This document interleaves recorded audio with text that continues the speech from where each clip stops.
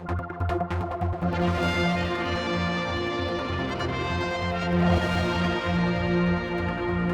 we're up at the Manx Blind Welfare Centre. With me is Jillian from the RNIB, one of the city managers, comes over here. It's obviously a special occasion this week, a big awareness campaign underway. It is. This is the second year that local society have organised this week, and I was here last year for the first one, so I'd like to come to make sure I'm giving the support both to our RNIB staff locally and Manx Blind Welfare Society and the other organisations who are involved this week. And how big is it over here? How important is the job that these guys are doing? Phenomenally important. We know that there are about 420 people registered on the island that have some form of sight loss.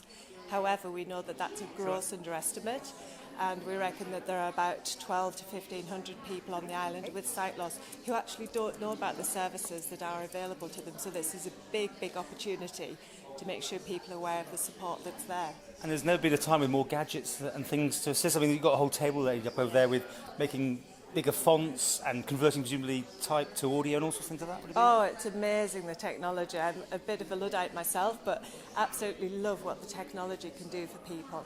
And thankfully the work that RNIB are doing nationally with people like Amazon and Google and Apple, making sure that the technology is much more accessible from a starting point.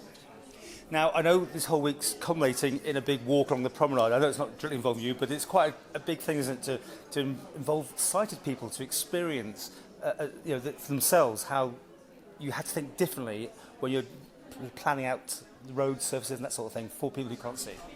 It's extremely important, particularly I think at the moment, given all the work that's going on with the prom in Douglas. Are you up on that, are you?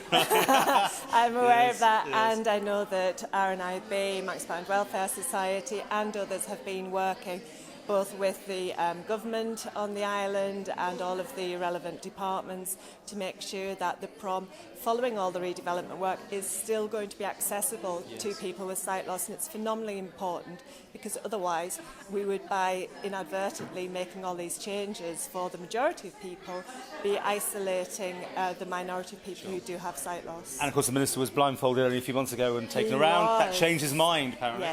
Yes, and that's why it's so important for as many people as possible to take part in the walk on Sunday, so that they can also experience what it's like to be completely disorientated if you have any degree of sight loss.